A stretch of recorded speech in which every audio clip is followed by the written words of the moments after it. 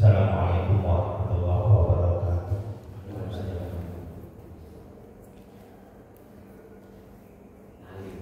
Innal hamdalillah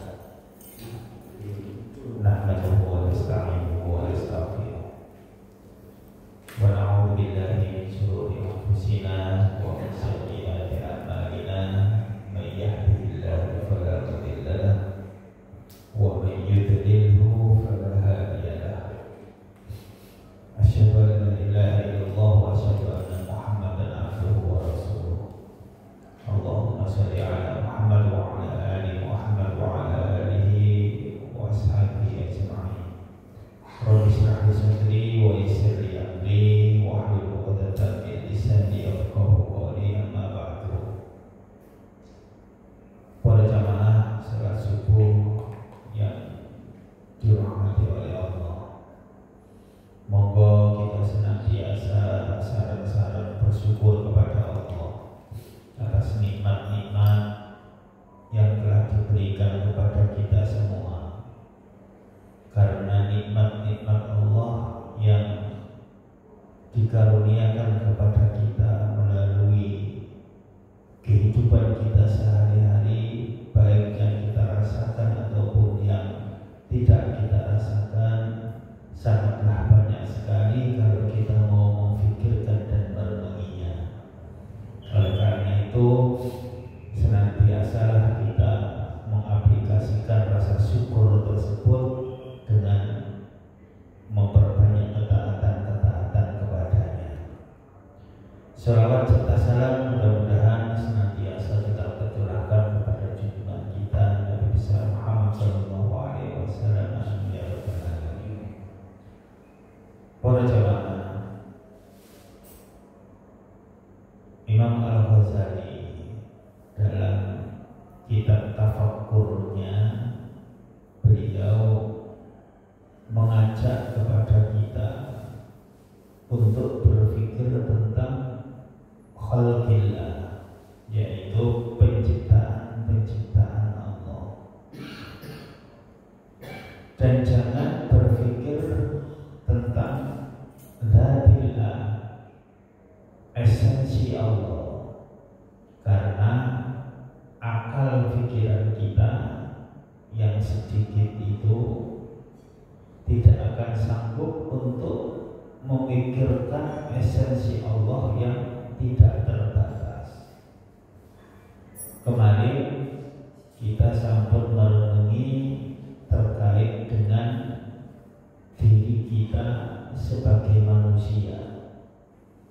Bagaimana Allah menciptakan kita dari setetes mani yang tidak berharga, lantas menjadi manusia yang memiliki esensi di kehidupan dunia. Dari setetes mani sing boten enten regane, kemudian hidup menjadi manusia yang memiliki eksistensi untuk menjadi khalifah di muka bumi. Niki merupakan renungan agar kita mau untuk menjadi hamba-hambanya yang bersyukur atau hamba-hambanya yang berakal, sehingga alladzina yadhkurunallaha qiyaman wa qu'udan wa 'ala junubihim. Maksud tujuan dari semua itu adalah agar kita itu senantiasa ingat kepada Allah, baik ketika dalam kondisi berdiri, baik dalam kondisi duduk ataupun dalam kondisi berbaring. Itu semua tujuan dari tafakkur. Para jemaah, sekarang kita masuk ke bab yang kedua, bagian tafakkur yang terkait dengan masalah penciptaan Allah di muka bumi atau penciptaan Allah di bumi. Kita ketahui semua bahwa bumi ini merupakan kehidupan di mana di atas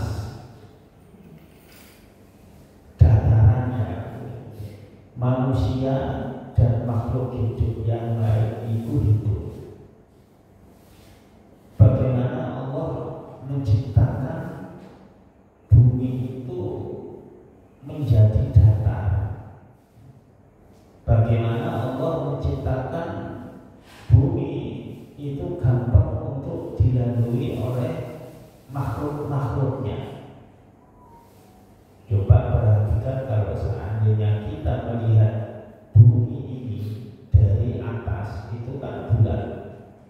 Kemudian bumi itu menurut para ahli astronomi atau ahli sains saat ini itu kan berputar dengan kecepatan yang sangat cepat. Namun kenapa makhluk yang ada di atasnya, kenapa seluruh makhluk yang berada di dataran buminya, di dataran lembahnya, boten enten sing elok katut, maksudnya boten ceblok, boten dalane niku boten normal, boten nek mungso, boten nek enten kecepatan yang nopo terbang dengan kecepatan yang sangat cepat,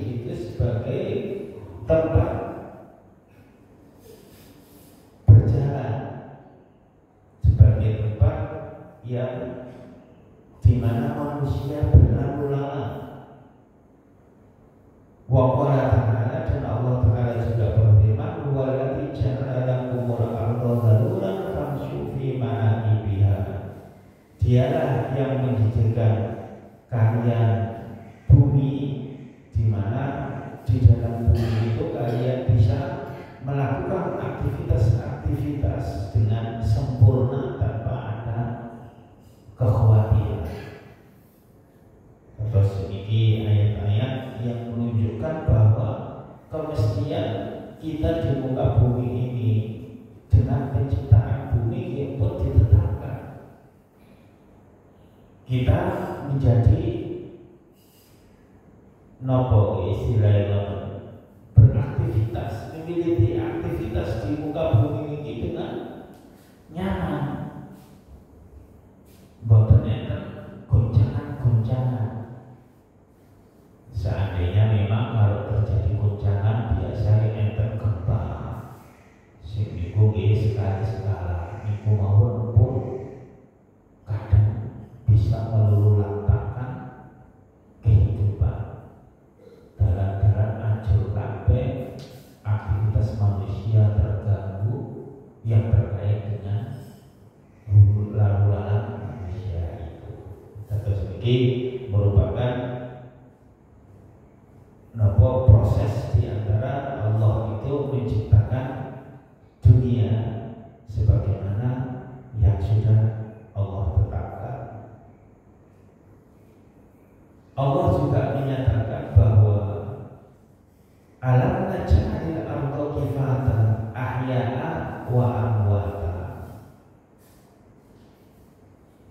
Dalam banyak kitabnya, maksudnya dalam banyak ayat Al-Quran disebutkan bahwa bumi bagi orang yang berpikir itu memiliki keajaiban-keajaiban yang bisa difikir secara nalar.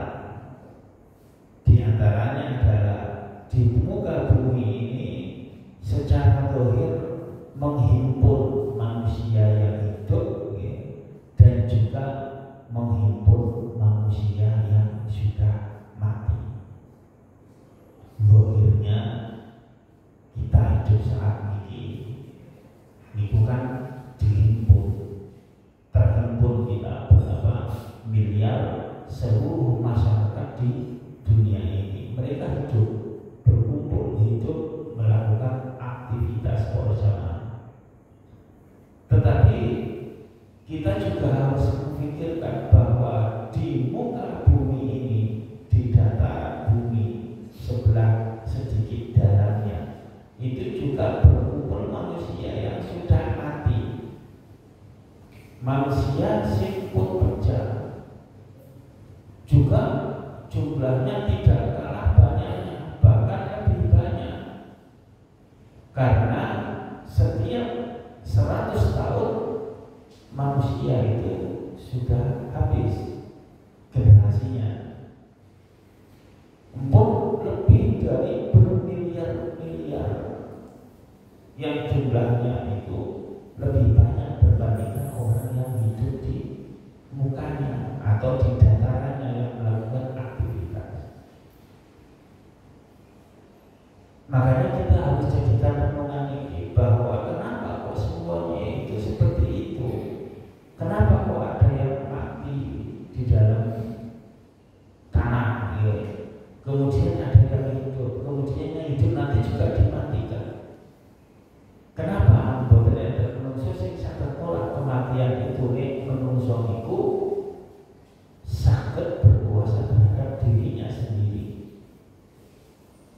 Mestinya nek menungso niku urip kemudian dia bisa mengendalikan dirinya sendiri, tentu dia akan menolak kematian. Tentu betul pengen piyambake iku berkarakter sebagaimana nenek moyangnya yang juga sudah mendahului menyusul mereka nanti. Nah, niki dadi renungan kita sebatas itu nek urip tentunya dados tiang-tiang sing taat, dados tiang-tiang sing senantiasa mendekatkan diri kepada Allah dengan cara melakukan ketaatan-ketaatan. Karena endingnya mesti ada. Tidak mungkin semuanya itu terjadi tanpa ada kehendak yang menghendaki, tanpa ada yang maha menghendaki. Boten sakate dhewe, boten kok kita urip kemudian kita hidup sendiri, kemudian mati kepengin mati dhewe. doa alam kubur, milih kuburane, mari kok dibangkitno njaluk ngene mboten saged. Itu kan menunjukkan bahwa kita memang diatur oleh Allah. Kita diatur oleh Allah semenjak kebangkitan kita hidup di dunia ini, atau sebelum semuanya ini diciptakan, yang dimana Allah menciptakan alam semesta dengan kehendaknya, dengan kekuasaan takdirnya. Kata sedikit adalah kaitannya dengan berhubungan bahwa bumi menghimpun orang yang mati di dalamnya dan sekaligus orang yang hidup berada di atasnya. Fanzur ilal ardi wa hiya mayyitah, kata Imam Al-Ghazali. Kemudian sampean iku ndelok bumi sing awale itu mayyitah, mati. Fa idza anzala 'alaiha al-ma' ihtazzat wa rabat. Maka ketika turun di atas bumi tersebut air hujan, tiba-tiba bumi sing asale niku gurun pasir, sing asale iku boten enten kehidupan kali kerontak, tumbuh-tumbuhan muncul atau hidup dalam kondisi hijau. Coba kita lihat, ini bisa terjadi di berbagai wilayah-wilayah yang biasanya kering kerontang, kemudian ditumbuhi warna-warni dari bunga-bunga, tumbuh-tumbuhan, atau kebun-kebun, bahkan juga hutan belantara. Misalkan dengan tinggali nopo proses yang seperti ini di televisi atau di YouTube umpamanya, sangat bagaimana Allah menghidupkan hewan dan tumbuh-tumbuhan ketika bumi itu dalam kondisi kering, yang sebelumnya juga kadang sungai atau apa, rawa, danau, tiba-tiba Allah mengeringkan, lalu mboten kehidupan, tanah meletok-meletok, mboten saged ditanami, atau memang tidak akan mungkin tumbuh di situ. Tetapi kenapa tiba-tiba Allah ketika menjadikan atau menurunkan air hujan di wilayah tersebut, kok bisa tiba-tiba air itu mengenang, kemudian tumbuh-tumbuhan yang ada di sekitarnya tumbuh? Kenapa bisa seperti itu? Kenapa kok bisa? Siapa yang menciptakan kira-kira? Atau adakah itu terjadi secara kebetulan? Atau apakah semua itu terjadi sia-sia semata? Tentu ya, tiang mukmin saged merenungi iki.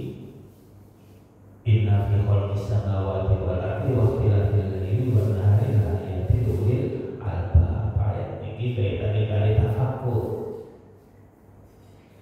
Sesungguhnya pada penciptaan langit dan bumi, perputaran siang dan malam, itu terdapat tanda-tanda kekuasaan Allah bagi siapa saja yang berakal.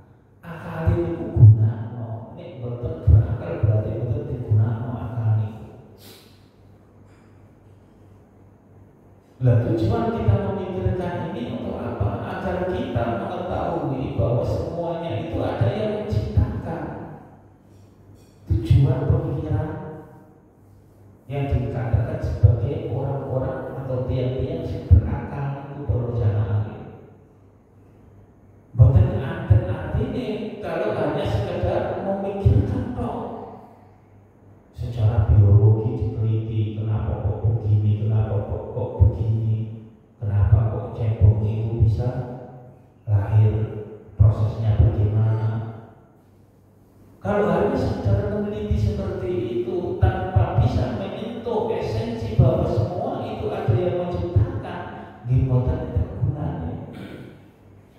Gitu tuh yang sing berakal. Lah niku lho bedane orang-orang kafir nggih sing meneliti berbagai macam penelitian baik di muka bumi ini ataupun sampai ke langit sekalipun. Tetapi akal niku boten digawe. Akal niku kan digawe, boten ditamel. Soalnya apa? Pemikiran, penelitian orang-orang kafir itu atas dasar ilmu pengetahuan, atas dasar perkembangan teknologi, atas dasar memang kemajuan kita itu sudah sampai pada kemajuan yang luar biasa, sehingga mampu mencapai angkasa untuk saat ini. Tetapi bagi orang kafir, dia tidak akan mampu mencapai derajat ulul albab. Mboten mampu untuk mencapai derajat tiang-tiang sing berakal sehat. Soalnya piyambake niku boten yakin nek kabeh sing dhewe teliti niku, yang mereka teliti itu adalah merupakan penciptaan Allah secara mutlak. Nah, itu bedanya. Orang kafir itu cukup meneliti, oh ini begini, oh ini begini, oh ini begini, oh lahir itu prosesnya manusia seperti ini, seperti ini, seperti ini. Tetapi mereka tidak sampai pada penelitian atau perenungan, kenapa kok seperti itu? Kenapa kok seperti itu? Kenapa kok tidak yang lain? Kalau memang perkara itu umpamanya kelahiran manusia, mulai proses lahir, proses penciptaan manusia sampai lahir itu tidak ada yang mengatur. Kenapa kok seperti itu? Kenapa kok jadi manusia? Kenapa kok gak jadi selain manusia? Mereka tidak pernah berpikir kenapa 40 tahun, 40 hari menjadi anak kok. Kenapa kok 40 hari lagi menjadi daging? Kenapa kok 40 hari lagi menjadi tulang? Kenapa tak berpikir seperti itu mah orang yang boten percaya Allah itu? Nah, karena kaidah-kaidah ini mereka tidak memindahkan.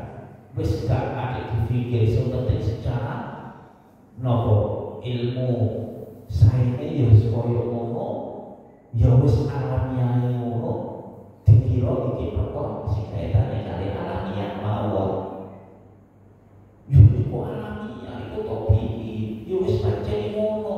Kita gak iso ikut, ya wis ora sing ngatur, iku terjadi secara kebetulan dadi dhewe.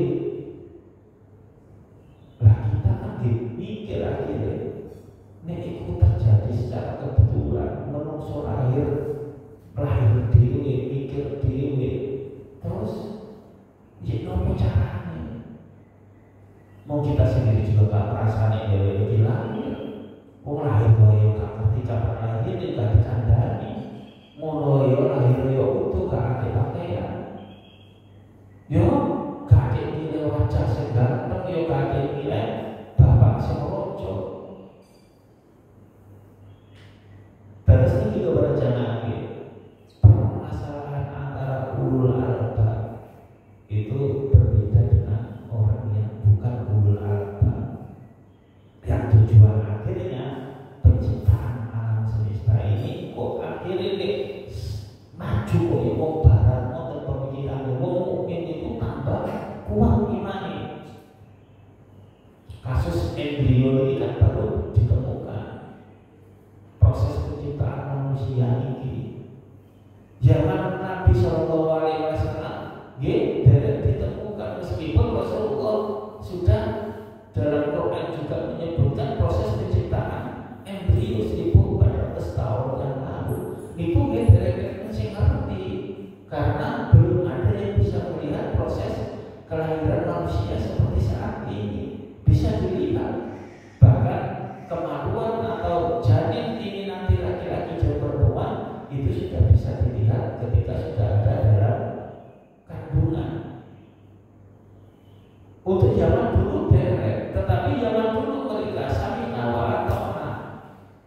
Mereka percaya yakin bahwa itu memang Allah yang menciptakan, Allah yang memang sudah menetapkan, dan memang betul seperti itu, dan itulah yang disebut sebagai mukjizat. Tapi untuk saat ini embrio itu sudah bukan mukjizat karena bisa dilihat. Tetapi untuk kasus zaman dulu itu sebagai bentuk alam gaib bagi kaum dahulu. Terus ini loh, makanya alladzina yadhkuruna Allah qiyaman wa qu'udan wa 'ala junubihim niki mereka ingat terus kali Allah nek eling kali penciptaan si koyo ngeten iki. Akhirnya tidak hanya sekedar niku nggih, penelitian sampai zaman sakniki buahnya jenengan bisa tingali teng YouTube niku, jenengan saged ningali teng televisi bagaimana setiap proses penciptaan yang mengagumkan. Yen nopo penciptaan danau, yen nopo ana gunung, yen nopo anak-anak gunung, yen nopo bukit-bukit, yen nopo hamparan-hamparan padang pasir, yang semuanya itu adalah proses-proses yang diciptakan oleh Allah, dan kita dikengken berpikir untuk memikirkan perkara-perkara ini. Makanya mau bahas lagi secara ilmiah, secara keilmuan, sudah mencapai taraf yang tafakkarun ini, tapi bukan ulul albab. Ketika mereka sampai di ruang angkasa, itu seperti enter berbagai macam peristiwa yang kaitannya dengan kebenaran ayat-ayat Al-Quran, tetapi mereka tetap bukan percaya.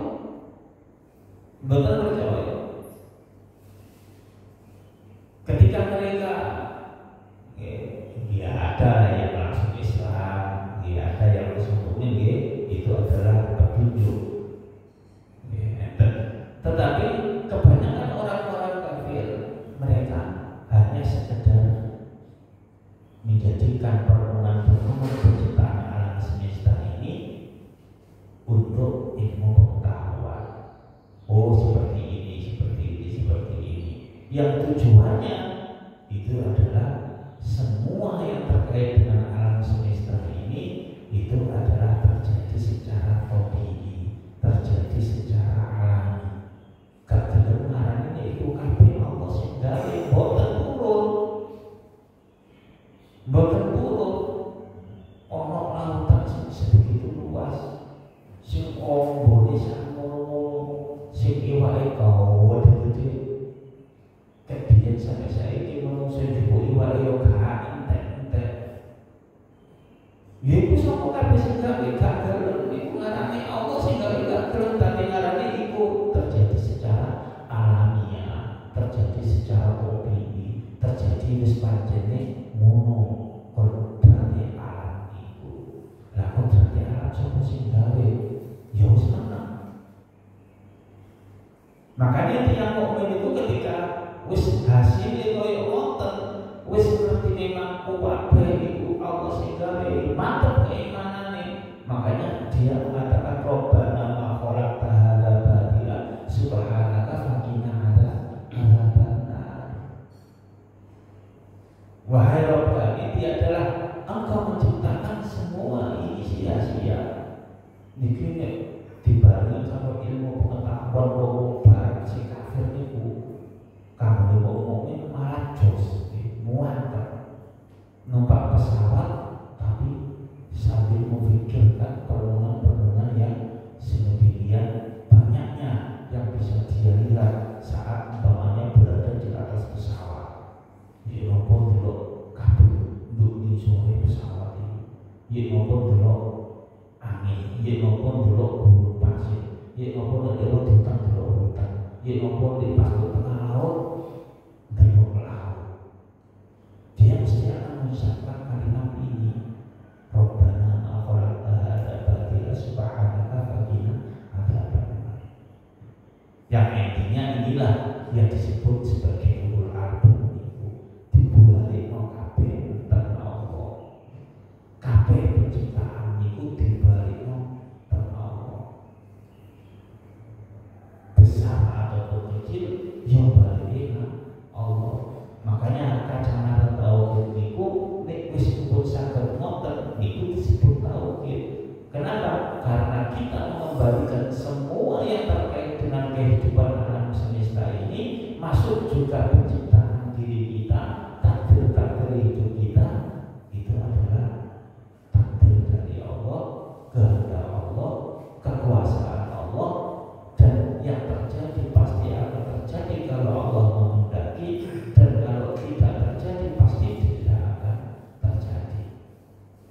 sehingga terukir dalam kalimat la ilaha illallah itu tiada Tuhan selain Allah. Boten enten sing menghidupkan, boten enten sing mematikan, boten enten sing mengatur, boten enten sing ngasih rezeki illallah kejaba Allah.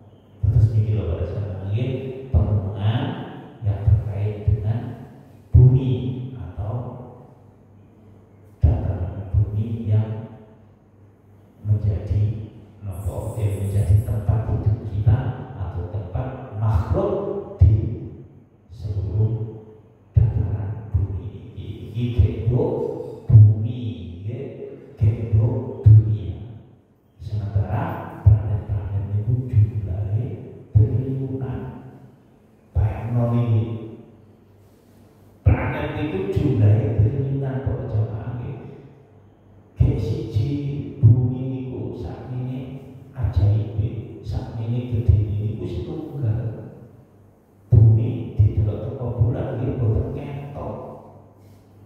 Sementara kita gugusan-gugusan planet itu jumlahnya sak moten kabeh. Sing luwih gedhe timbangane tata surya kita di dunia ini itu kuwatah jumlahnya. Dan itu nggih boten menafikan enten alam lain, maksudnya enten makhluk yang juga hidup sesuai dengan alam mereka. Iki boten memiliki kemampuan kita sendiri memiliki kemampuan untuk mendidik ke arah sana. Tetapi wabil hakul yakin